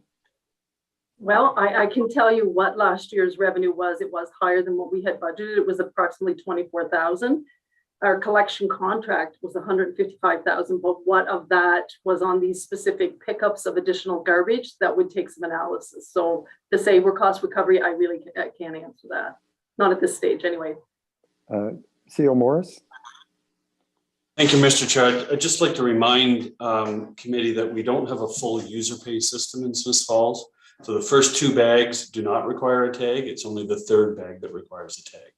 So what I would propose is once we get the blue box responsibilities sorted out, we should really have a look at a service sustainability review on refuse and management in town, and have a hard look at the potential for full cost recovery on refuse as well. But at this point, it's a fraction of the total cost. Councillor McGuire, was that your only question? Well, you still have the floor. Thank you. I've got Mayor Panko, Councillor Brennan, and Councillor Alford. Thank you, through you, Mr. Chair, to Director Manhire. Just regarding the CDC rates, and I know when we made some changes, probably 4 or 5 years ago now, we were quite low. We increased the rates, but they were still significantly below the I think the average in the county. And with the rollout of a national child care program, the agreement between the province of Ontario and the feds on subsidies, just wondering, I guess a couple questions. One, how many of our families, how many of the children involved would be supported by these new subsidies? And secondly, have we done a sort of competitive look to see how our rates are? And thirdly, I guess, I assume we're still taxpayers' dollars are still subsidizing this to a great extent. And I'm wondering if there's room for maybe further fee increases if there is going to be federal and provincial support, which is going to cover a lot of the costs for most of our families. Director Manhire. Thank you. Yes, Mr. Chair. Great questions, and it's a very dynamic business at this point. As the mayor indicated, the province has signed on to the child care program for with the feds, and as a result, we actually had fee increases for a group in the fees and charges that had to be removed because under that agreement, we could not increase fees at this point. There's also the challenge that we had in correcting fees, and I would defer to Janet, but I believe that the turnaround in the overall cost for the CDC has been dramatic over the last 4 years in terms of what the end line cost is to taxpayers in the community. It is still not fully cost recovery, but we have cut that by, I believe it's 3 times what it was, or less than it was before. So staff have done an amazing job of being able to not only enhance the service, but also to increase that cost recovery. Now, the other dynamic here is that because we have fee subsidies, we could always increase the regular fees for people, but the county that administers the fee subsidies would only allow us to increase our fees by a maximum of 5% a year. And where we were underpriced, very correctly, as the mayor indicated, in comparison to other communities, we only were able to increase by that limited amount according to the regulations from the county in administering provincial fees. So there were some restrictions there, but the financial performance of the center has improved significantly, and we'll continue to do that. And this proposed fee increase is part of that process. Thank you. Mayor Penko, was that it for you? Yeah, that's good. Thank you. Councillor Brennan, and then Councillor Alford. Thanks for this. I go back to Councillor Alfred's question, Director Manhire. I've got, there's no table rentals outdoor. There's no chair rentals outdoor. Previously, they were $5 a day. Things like the pylons, delivery and pickup is $30 an hour. I've got sort of some concerns about that in terms of encouraging people to have events. And over the years, I've been involved in various events. I'll use Evergreen Avenue as an example, where community service has been kind enough to bring us down some chairs, maybe a couple of tables. The podium dropped off. We set it up at not any cost as a community event. So I think, I don't know how this applies to things in public places that are community events. It will be a deterrent for organizers to pony up this kind of money. And I understand that, if you're dealing with a private individual and in the past, I know that's been done. That's another ball of wax. But for community events and to start charging money, I got some concerns with that. Director Manhire, do you want to comment on that? Yeah, great observation. We did have in the service review for the area, we did address this and took a look at it. And one of the things that we felt was that because there was private industry in the business, that we were kind of undercutting them. But there is an opportunity through the municipal grants piece to support this. There was also a question of the capital investment, and as part of the overall structure of the department to be able to do those kinds of things. So we are still providing them for events. We're trying to look at making sure that the cost of that service is captured somewhere so that it's not kind of viewed as that kind of free service piece. But the municipal grants will allow groups to offset some of that cost, and we do have some of that capacity. So we can look at that again if council wishes as well. Yeah, thanks. Thanks for that. And through the chair, I think that's just, you know, you could use municipal grants as just another level of bureaucracy. And, you know, it's still going to be a discouragement for people to do stuff. So I'd like us to see with my colleagues' acquiescence, look at that, because I think it's a deterrent. So Councillor Brennan suggested, and it's come up a couple of times now, that that particular suggestion be reviewed and staff to come back and look at it differently. Is council nodding if they'd like that to happen? Yes. I'm seeing thumbs up around Councillor Brennan, so that that's the, is that enough feedback that we'd like to see some mitigation of that for the kind of examples that Councillor Brennan brought up? We can bring back just a rough business model that would show council what that means.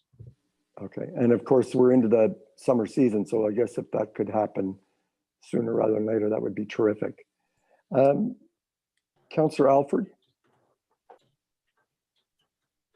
I don't see a fee for it, and I'm not sure whether we do it, but is there any plan or is there any necessity to consider water taking? I say that because on 3 or 4 different occasions, I have seen water tankers at Lower Reach Park filling up and actually leaving our municipality. In one case, I wondered why are people here with equipment and taking water out of the river? And I don't know if it's a concern. I don't know. There's obviously no charges for water taking and no arrangements are made. These tankers are just pulling in, backing up and using their generator to pump water out of the river to fill their tankers. And I don't even know if anybody else is concerned by something like that. The ministry, the provincial government has to issue a water permit for that kind of activity. And if they don't have it, they shouldn't be taking bulk water like that. But I don't know if anybody on staff has a different opinion than I do. And I have no idea if they had a permit or not, or whether they checked with anybody. But it's happened. I've seen it enough this past year to ask the question. CO Morris? Yeah, thank you, Mr. Chair. It's not something we've regulated or put a price on in the past, but we could have a look at the regulatory framework. We have, you're quite right, there are provincial water taking permits. We have one to draw water from the Rideau River in order to treat it. We do sell treated water, by the way. We have a meter on our dispensing area. But and then it's a federal waterway, so it's a bit of a jurisdictional jigsaw. But we'd be happy to have a look at it and see if it's something we should be involved in or not. Is council interested in asking staff to do that? I'm seeing some no's. Let's just do a little straw poll. People, raise your hand if you would like staff to go away and explore that. Raise your hand if you want that to happen. No one's raising their hand, Councillor Alford. It's a good point. It's interesting, just not a priority right now. I had one question on the fees, Deputy Clerk Bennett. It's for the taxis. I wondered if we could look at a reduction in fee if the cab companies or the owners would buy an electric vehicle, if we could incentivize that a little bit and have a different fee structure from the gasoline. And I do really appreciate the margins in the taxi business in our town, and they're a critical part of our transportation. But if one of them wanted to introduce an electric vehicle, I would really wonder about reduction or some sort of an incentive towards making that happen. And again, I'll look to my colleagues if that's something that we would ask staff to review. All right, not seeing a lot of movement on that one. That's fine. The seed is planted. So it looks like we've accepted your report on the fee review and changes. There was one item that was pulled out, and that's to look at a different method for rental for community groups on some of the tables, chairs, etc. And was there one other one that I don't think so. I think everybody's had their questions answered. Thank you. It was a good report, and I'm glad we're reviewing it annually again. Thank you. So a bylaw will come forward to next week. However, we will remove that one portion at this point in time. Thank you. So now we're on 8.7, update on the banking permissions report. Director Costello. Thank you. This is a housekeeping item, but a necessity for our bank. We're looking at updating our banking resolution just to keep updated with some staffing recruitments we've had. So we're looking to add our new office, corporate services office clerk, Kim Leahy, as well as our 2 bylaw enforcement officers, Paul Klassen and Scott Sabarin, to be added to pick up and drop off at the bank. If council approves of this, we'll bring a resolution to update this at our next meeting of council. Thumbs up on that one. Yes, we have a unanimous support for that recommendation. Thank you. And now we're on to 8.8. Still with you, Director Costello, the refreshment vehicle request, Victoria Park. So council was circulated with report 2022-61. So the Smith Falls and District Chamber of Commerce has submitted an application to have a refreshment vehicle to be located in Victoria Park. The town currently has a lease arrangement in place with Parks Canada for the use of Victoria Park. And to that end, Parks Canada has requested a confirmation that town would support the proposal as we are the licensee in the lease with Parks Canada. The application was circulated to all departments for comment. Community Services does have a concern regarding the timing as the space is currently occupied by a play structure. For the refreshment vehicle or cantina, as the chamber has put it forth. If the council is receptive to putting that in place sooner rather than later, then that play structure would have to be removed before the late August, which is the current timeline for removal of that play structure. As well, there is a zoning item. Planning staff have advised that the subject property is zoned as open space under the town's zoning bylaw. However, this category does permit accessory restaurant and accessory takeout restaurant as permitted as a permitted use. However, ultimately, as the refreshment vehicle bylaw does specifically say that refreshment vehicles must be in a commercial industrial zone, they're recommending that if council is supportive of the application, that we simply do an exemption to the refreshment vehicle bylaw for the chamber's cantina. As well, if the council is supportive of the request, we would provide the Parks Canada with a copy of the resolution. Parks Canada would ultimately make the decision whether they're going to permit it on their land or not. As well, once that is done, if Parks Canada does permit it, we would go through the normal cycle of having our building department as well as our fire department. And as well, I believe the health unit would all do approvals and do their inspections of the property. So looking for council's review of the application, as well as all the attachments I put on that were provided by the Chamber of Commerce, and happy to take any questions. And I believe Leslie Richardson is on this meeting as well to answer any questions and provide a bit of a presentation to council as well. Yeah, and I'm going to suggest before I go to questions that, and we're delighted to have you, Leslie, join us. And I think we suggested about 5 minutes. It might answer some of council questions. So if you would like to proceed, please do so, and that might help us follow up discussions. So delighted to have you. Hey, thank you. It's nice to be here. Thank you for having us and the opportunity to tell you why we believe that this is an important initiative for tourism, the community, and the chamber. So each summer, the chamber proudly operates visitor services out of Victoria Park. In the 2021 season, we had the pleasure of mooring 577 boats for overnight stays. Additionally, we greeted many other guests arriving by car, bicycle, ATV, and on foot.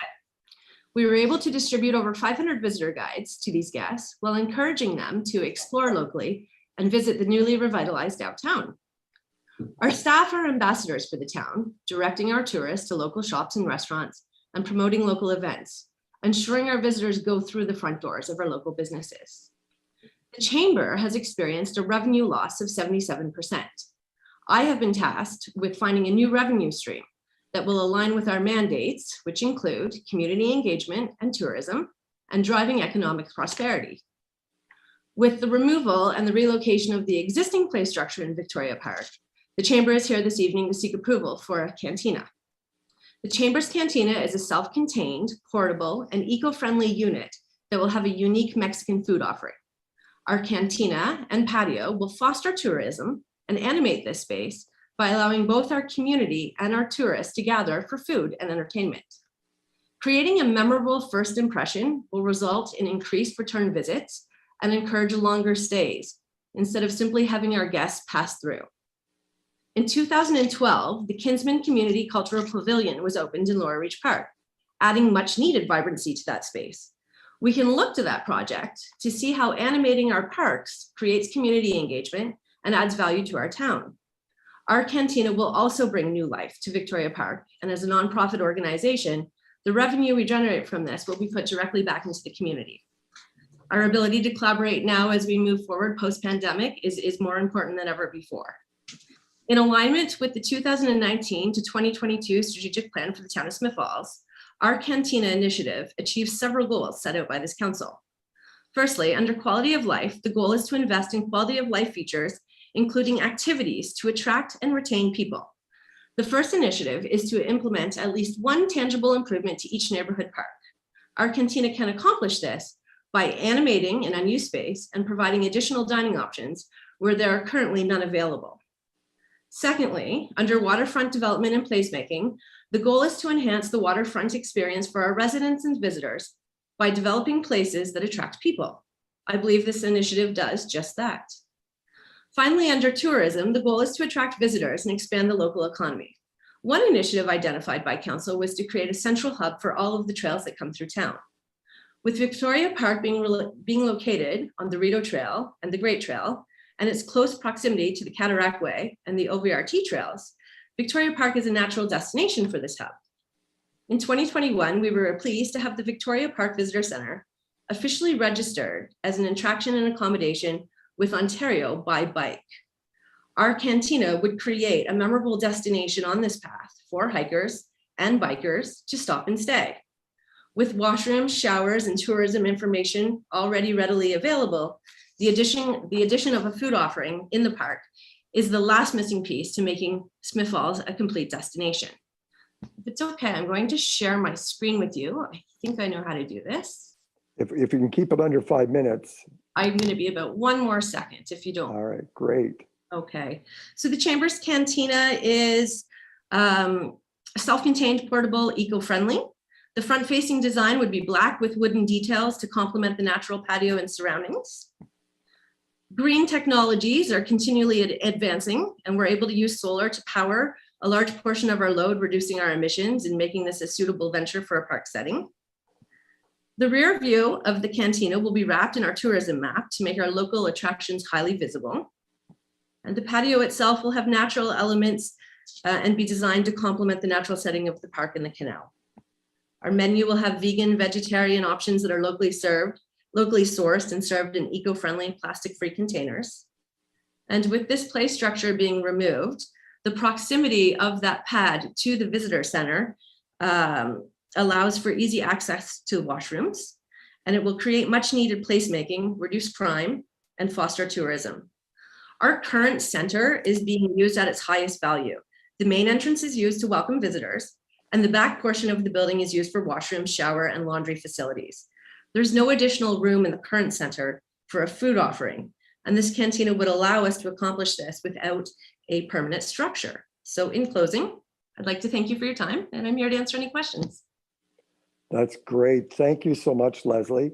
I do have, in order as I saw your hands go up, Councillor Alford, Councillor Dwyer, Mayor Panko, and Councillor Allen. And I'm sure that won't be the end of it, but please start us off. Thanks, Mr. Chair. My question is actually for Director Manhire, if he's still there, with regard to what other locations he was suggesting to the chamber and the reasons for that. Thank you, Mr. Chair. There were a couple of different options that were presented as part of these discussions, and the private property that the old convenience store across the street from where the chamber was one of those. If council chose, the other option was where we had at the corner of Abbott and Lombard as an entry point to the park as a temporary piece. And the site currently was also presented, and part of the discussion was around what Parks Canada would actually approve. So Parks Canada has given their thoughts to this process, which is why we're here right now. So one of the options was the pad where the current play structure is. Assuming that the pieces lined up, yes. Okay, and so the play structure that's going down in there in 12 to 14 or 14 to 20 weeks, as you were telling us earlier, where will it be in relation to the cantina if it's on the former pad? The proposal is to actually locate it down along Lombard, so down where the swing sets are now, Okay. and extend it along that stretch. Okay. Get it Okay, away that's from all. the parking lot. Okay, thank you. That's all I've got for now. Thanks. Okay, Councillor Dwyer, please. Thank you. I appreciate Councillor Alford's question because that ticks one of mine off my list. So I'll start with a statement, and then I think I have 2 follow-up questions. Statement, generally, I think this is wonderful. I think it's so exciting. You know, my family and I just got back from Montreal, where you see a lot of these little cantinas, especially churros. Churros seem to be amazingly popular, so hopefully you have churros on the menu. But I think they're fantastic. They breed great vitality and vibrancy on the waterfront. I appreciate the Chamber's sentiment that this is the preferred location, particularly as opposed to an intersection, one of the busiest intersections in town, and something that's not visible from the water. I 100% appreciate that. I'm glad to hear that by locating the canteen on the pad where the existing play structure is, that's not going to prohibit our ability to proceed with our park plans, because I'd really like to see that park developed into a usable space for children this summer. But I can appreciate timing from community services. So my questions, Mr. Chair, are Leslie, can you confirm this structure, the canteen structure that you're proposing, is it in partnership with a local restaurant? That's where the name comes from, or is it just the Chamber of Commerce? I couldn't quite tell when I looked at it. There was some debate surrounding that. I think that the CC is the Chamber of Commerce, and somehow in some design element, I have to get a small O in there that I don't quite like the look of yet. Okay, that's fine. My second question is whether or not it's a prefab structure, or if you've had the designs reviewed by our building department and fire department already. And I ask that because all too often I've seen good intentions come forward for operations quite like this that are just not code compliant. And before we go too far down that route, I'd hate to see this sidelined by the need for a very expensive engineering certificate.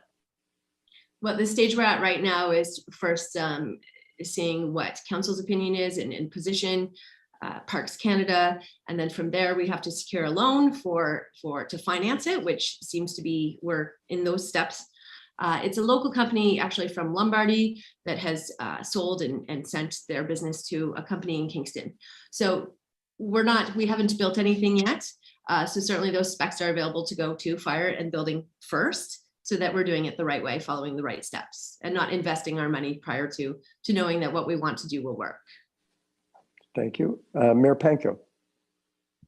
Well, thank you, Leslie. And I applaud your creativity in coming up with something that obviously will benefit the chamber and a new source of revenue. But more importantly, I guess, even just the benefit it brings to the community. In addition to our tourism elements, it'll be a natural draw. I'm sure boaters up and down the canal will time their, I guess, their arrivals and departures in Smith Falls to make sure they can enjoy the cantina while they were here. It makes a lot of sense. As for timing, I recognize that bringing it in earlier before we were ready to replace the play structure means that the park will be without a play structure for a short period of time. But I think to support the chamber appropriately, to give you a fair chance at least a number of weeks this summer to make this viable and to be good for our tourism offering, I support going ahead and the removal of that play structure ahead of time to enable you to locate there. And I think we all recognize that this play structure is frankly end of life. I mean, it's being replaced. And so we recognize that it's time to move on to what will be a better play solution there for children. And if there's a small gap, I apologize to the kids in town. They may be without one in that location, but to take advantage of others in town until that one is replaced. And time-wise, I'm not sure how these are landing. Director Manhire can probably, he mentioned the 12 to 16 weeks or 12 to 14 weeks. But there's also the one, of course, Empress and Sussex at Highland Park, and I'm wondering if that one would be in earlier. But regardless, I think I support moving ahead with this and enable this to happen as soon as possible. Thank you. I've got Councillor Allen and Councillor McGuire, and Councillor Brennan after that. Thank you, Mr. Chair. My question has been answered. My question was, where was the jungle gym going to be transported to, or who moved to? But I'm hearing from my colleagues that, and is this true, Mayor Panko, you think that this one is at the end of life? This play structure? I believe that's why we're replacing it, is that it is end of life. I thought it says in here, it says relocated. It's going to be relocated. Director Manhire can. It's going to be replaced. It's scheduled to be replaced. That's one of the ones that we tendered this year. So the RFP covers the replacement of that structure, but the mayor is quite correct that the condition of that structure is poor, and it does need to be replaced. Okay, just was the wording relocated. I wondered because we have relocated play structures, and I was wondering if that's what we were doing with this one. And I would not think that's a great idea because it's not in good condition.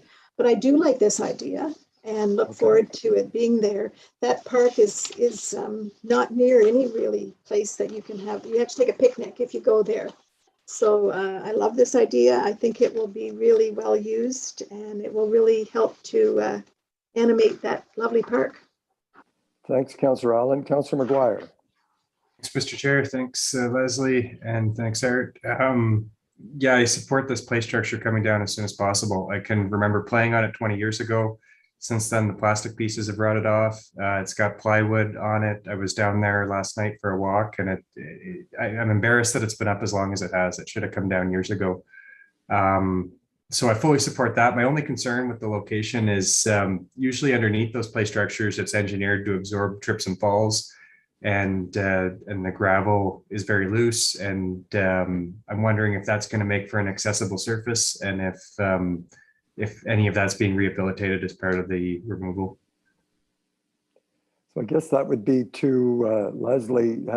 Will this surface meet your needs? Do you have any assessment of that?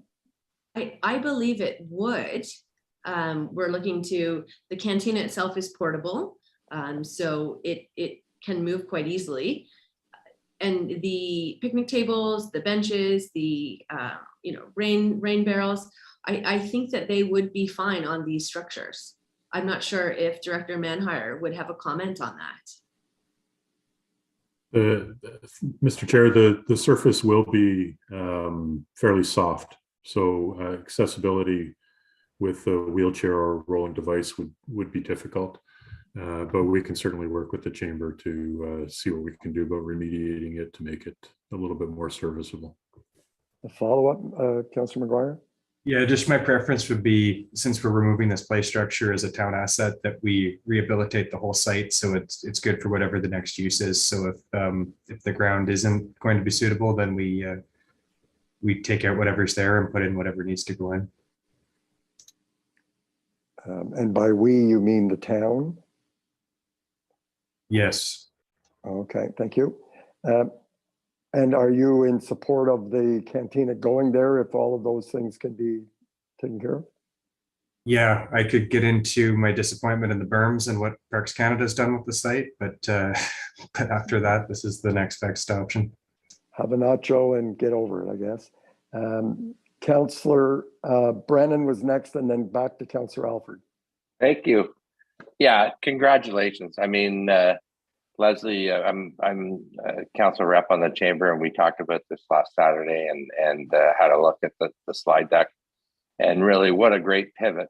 You know, we've lost, the chamber has lost a great deal of revenue, given the, you know, the removal of the campground. And Leslie is thinking outside the box.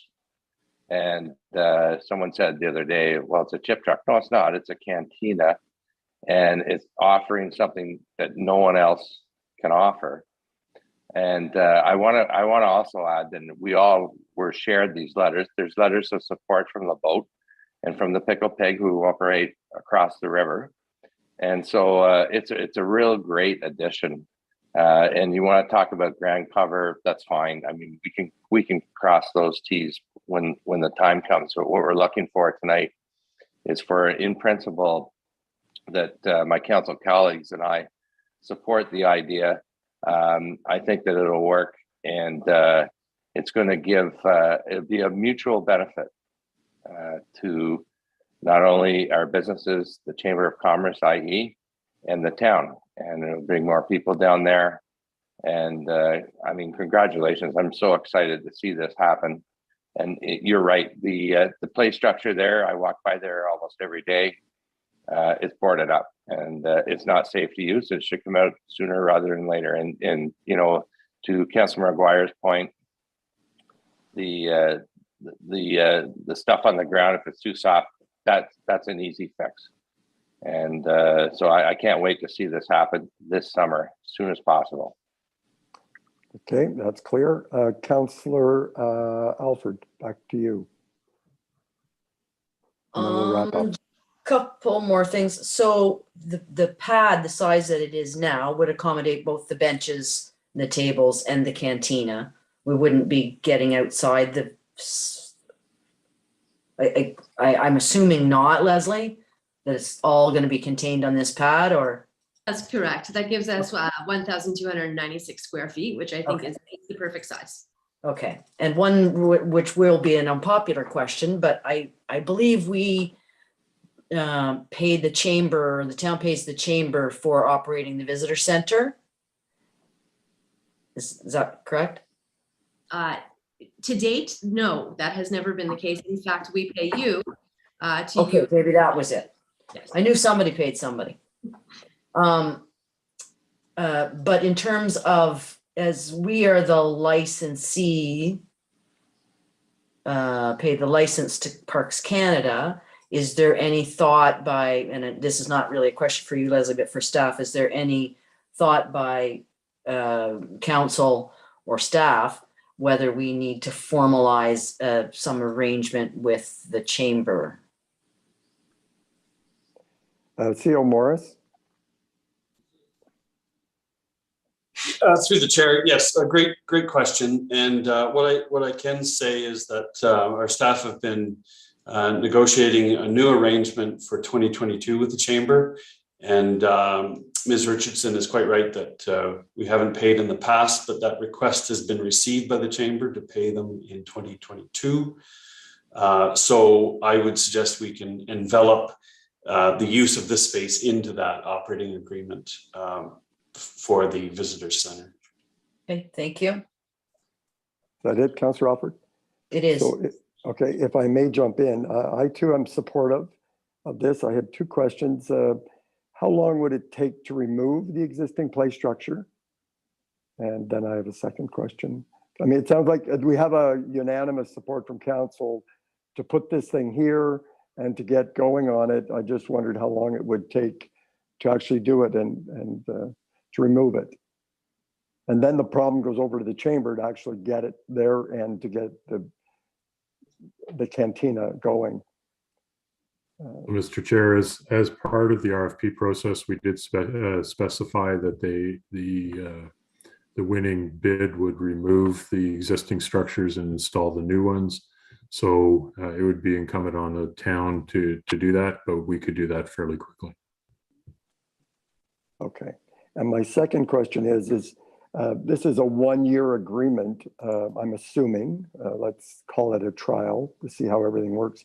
I would like to, when the town negotiates this I was suggesting that the town, in the negotiation of this agreement, they put in place some sort of an evaluation criteria so that when we look back at the end of the season, how do we know it did everything we wanted it to do? Or how do we know it's a success? Because it sounds good, but could we just put a little thought into, is it the number of tacos ordered, or, you know, is it something a little more substantial? Did it do all of those things that the chamber wants it to do? And I just would like to know that as we start out, rather than relying on after the season to look back and say, well, how did that go? So if staff could incorporate that, and the chamber probably will have its own metrics on that they want to see. Yes, Councillor Brennan? Yeah, I think the chamber are the ones that are going to put the money out to fund this, and if the business model doesn't work, then it's not going to happen again. They have to go to the bank and get some money, and Leslie's on that, I know. And so you know, there's no risk here for us. I'm not aware of, sorry, Mr. Brennan, I'm not aware that, we don't know, we've never done this before, so I wouldn't. We're not doing it, they are, and we're letting them do it. Yeah, on municipal property, which we're responsible for. So I just want to know that it works for everyone, not just the chamber made a whole bunch of money, but we've had complaints about littering, let's say, and the town had to add extra people picking up trash. That's all. I think it'll be great, but I just would suggest that we go into it with our eyes open. That's all. Councillor Dwyer, and then we have a decision that we all agreed to, so that's good. Councillor Dwyer, last word to you. Thank you. Yeah, I mean, I can appreciate your concerns, Councillor, Mr. Chair. But I think, you know, this is such an exciting opportunity, and it's rare that we have something like this at our table as a possibility for development along the waterfront. I'd like to just, you know, benefit of the doubt. Hopefully the chamber can manage this, as I'm sure they will. We haven't had issues with their operation at Victoria Park in the past that they haven't been able to manage, and staff in the chamber have had a very collaborative relationship in the past. So I would like to think that, you know, it's a pilot project. Give them a year, see if as a guinea pig project it takes off. Hopefully it does. Also hoping that you'll be serving cerveza, you know, but I think we go in and let them try for a year.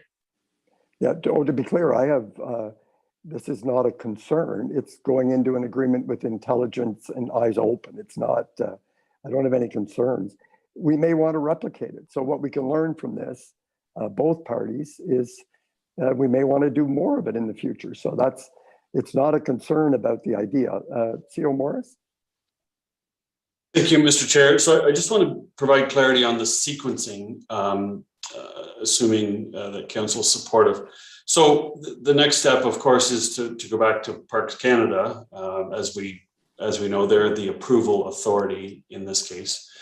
But also just to build on what Mr. Manhire indicated. So we have RFP submissions for the removal and replacement of new playground equipment. The RFPs are being evaluated presently, and they will come back to committee for a decision. At that point, we'll know the timing for the removals. We have a good idea of the time it's going to take to procure the new equipment, but we'll have to work with a vendor to arrange removals. So I think we can stitch all of this together The chamber has a few things to do to get it running, and we'll do a pre-consultation with building and planning, so we can, and fire, so we can get all that going. So there are a whole bunch of things that can happen in tandem here, but ultimately council needs to provide staff direction on the vendor for the new equipment, which includes removal of the old equipment. We had not planned on doing that with our own forces. So we'll bring that forward as swiftly as possible and make a recommendation on the vendor of choice. At that point, we'll know our time. We'll work with Leslie to make sure we weave them together. That's great. No, I think it's a very hip, rising at the falls kind of a initiative. So I'm excited about it. And I think I was unanimous. Leslie, thank you so much, and congratulations to the chamber. Thank you for having me. Okay, 8.9 is the Compliance Audit Committee appointments report. Deputy Clerk Bennett, you're back on.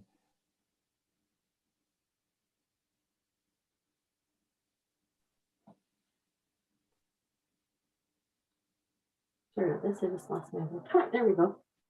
Okay, so I won't rehash the whole report, but I'm here tonight to seek council approval to appoint Phil Hogan, Paul Howard, and Richard Bennett to the joint Lanark County 2022 Election Compliance Audit Committee for the term of November 15th, 2022 to November 14th, 2026 to deal with applications from the 2022 election and any by-elections during the next council term.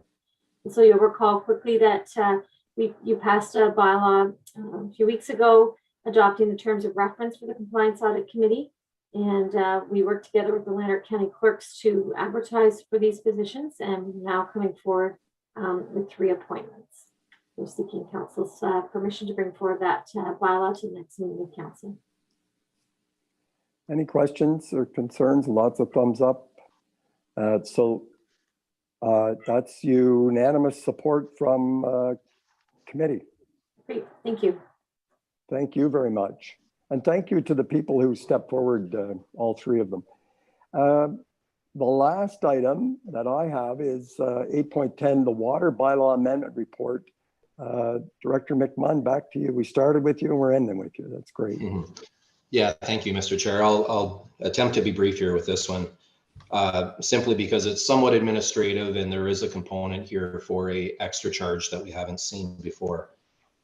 So in the water bylaw, currently we have a permit process where we issue permits on a regular basis through the Public Works Department for water sewer connection.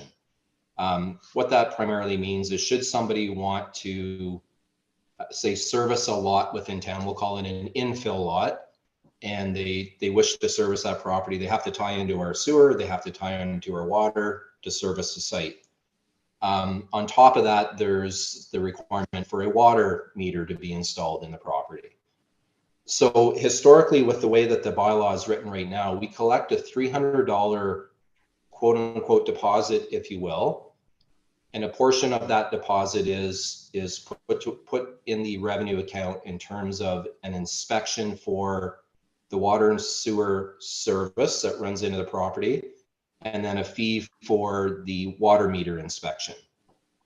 So historically what's happened is we collect this $300 deposit. In most cases, we retain $150 of that $300 deposit, $75 for the water sewer inspection. So that's the road cut out in the road and the services tied into the main. And then a subsequent $75 for the water meter inspection. And primarily what that covers is staff time to jump in a truck from Public Works, drive over, do the inspection, and then go back to the office, if you will. So $75 basically covers staff time to do that inspection. So I would like nothing more than to forgo the whole deposit thing, because what's happening is it's becoming administratively laborsome to track these deposits and to turn around at a later date and refund $150 of that original $300. So that's kind of number one. And the second thing we're looking at is trying to recover some staff time for processing of these permits, because as we know, every permit, every piece of paperwork comes through the office does take staff time for processing. So we're looking at a very marginal fee there of $2,500 for a application processing fee, and to not collect the $300, to solely collect the monies that we know are going to be attributed to the inspections, plus the $25 application fee, if that makes sense. So there are a couple of different options. Option number one is recommended, and it speaks to everything I just spoke about. And then option number two would be status quo and just maintain the current bylaw as it stands right now. I'd be happy to take any questions through the chair. Thank you, Director McMahon. Councillor Brennan is up. Thank you, Director. I think if I could sum it up, we're cutting red tape. Yeah, red tape and administrative time to provide all these refunds. So yeah, you got my support. Okay. I'm seeing thumbs up around. I did have one question. You talked about paper, and that always makes me nervous when we talk about paper. Is the process automated? That maybe that was just a figure of speech. Can we apply, is this increased fee, would it cover the updating or automating this process, the application fee and all of that? Yeah, so through yourself, Mr. Chair, we are not in an automated state right now for this permit application, although we do have the permits online. So somebody would still have to download the form and print it out, fill it in, and submit it along with their payment at the front service counter at the front of town hall. Yeah.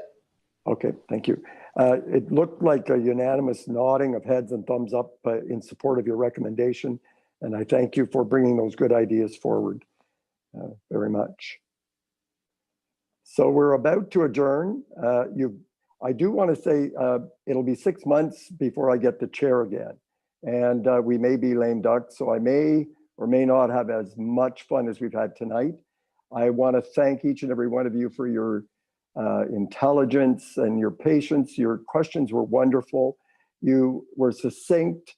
And over the 4 years we've been doing this, I really have enjoyed chairing these meetings with you. You've been just a delight to work with. And staff, the reports make the chair's job so much easier. So thank you all for those. And I'll now receive a motion to adjourn. Councillor Brennan, seconded by Councillor Allen. All in favor, we've adjourned at 7:42. Carried. Thank you and good night. Go Jays.